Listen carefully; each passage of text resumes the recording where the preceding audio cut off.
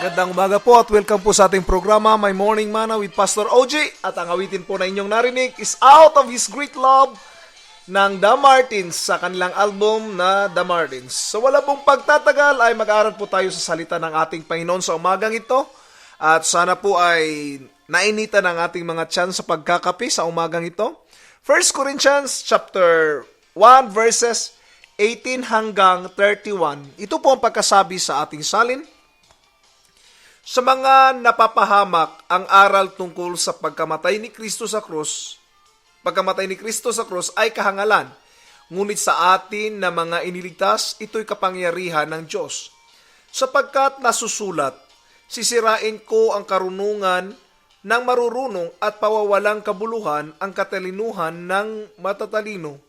Ano ang kabuluhan ngayon ng marurunong, ng mga eskreba, ng mga mahuhusay na debatista sa daigdig na ito?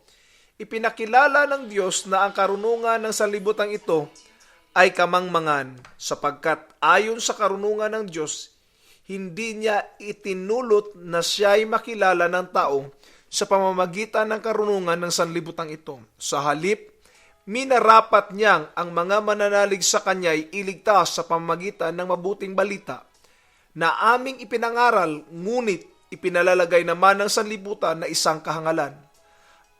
Ang mga Hudyo'y humihingi ng kababalaghan bilang katunayan.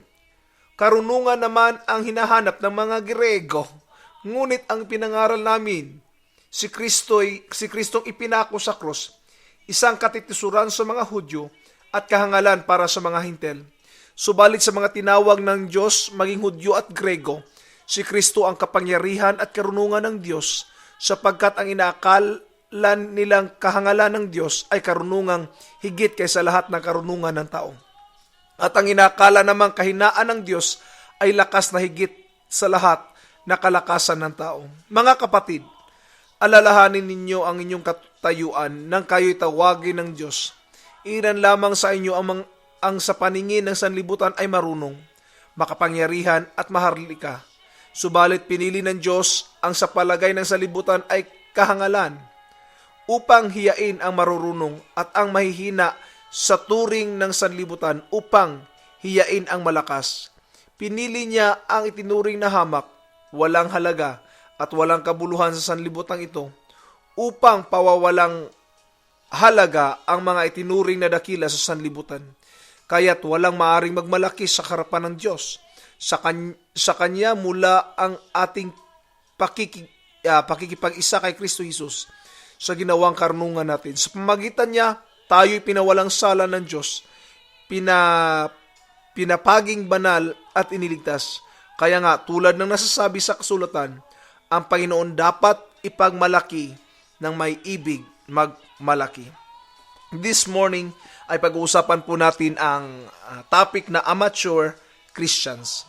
Minsan, iniisip natin, amateur Christian, siguro may professional Christians. But some people are living professionally that sometimes they lose the love for Christ. Ano pala ang word na amateur? The word amateur came from the Latin word amore, na ibig sabihin to love, no? So, ibig sabihin, they are motivated by love. So, as a Christians, we are motivated by love, not by knowledge. Not just the knowledge, the earthly knowledge that this world can give. So my challenge is so simple. Be an amateur Christian, but a professional worshiper. What do I mean? Amateur Christian means have this love for God. No? That our work is motivated by love, not by money, not by anyone who's forcing us to do some things. Kasi pag sinabi mong professional, bayaran yan. Binabayaran, no? But when we regards to worship, we are called professional kasi ang professional po, hindi na kailangang turuan ano ang gagawin.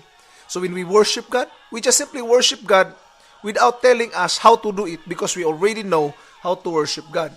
But with regards to living as Christian, we have to be an amateur Christian. Ano ibig sabihin ng amateur Christian?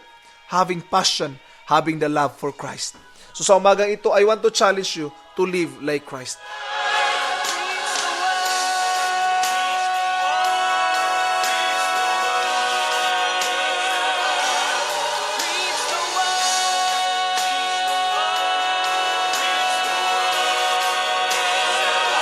Muli pong nagbabalik ang inyong lingkod, Pastor OJ. Ang inyong pong awitin na narinig is Preach the Word ng Gold City sa kanilang album na Revival. Muli pong magbabalik at pag-usapan natin ang amateur Christian. The motivating factor of serving God is love, not professionalism, not intellectual, not based on one's profession, no? Kasi kung ang motivating factor natin sa paglilingkod sa Diyos ay pag-ibig, lalo tayo mga kapatid na magkakaroon ng desire to serve Him more. Because religious professionals were using their position to gain power and prestige for themselves, not to serve the people. That's terrible thing, no? There are people who become religious professional. They are ministers na hindi pwedeng magministro hanggat walang perang ibibigay. Hindi masama na tumanggap ng pera, hindi po mali yun. But if you cannot serve without any honorarium, if you cannot serve without money attached to it, there is a problem with it. Meron na pong problema dyan. Because what should be motivating Christian to serve God and the people is not money, but love. Kaya po tayo tinawag na amateur, not professional. Many people professing Christianity but not living and loving it. No? Maraming Kristiyano nagsasabi na Kristiyano sila. They profess, no? They mention it in their word. But they are not living like Christ. They are not loving God. They are not loving the ministry. They are not loving the Christian lifestyle. Amateur Christian are the one who love God, not just paid in doing so.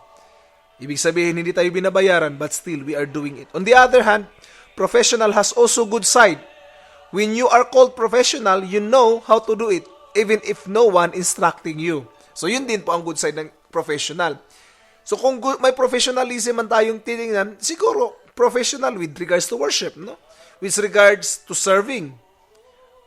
In the sense that we can serve professionally, we know what we are doing. But with regards to payment o sa bayad, siguro we will stick to the word amateur.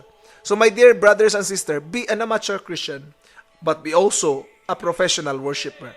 One proof of our love for God is our love for our neighbor. If we know how to love, or if we show our love to our neighbors, I want to tell you, that's the true act of pure love, because loving God is loving our neighbor. So my brothers and sisters in Christ, let us serve God and be an amateur Christian.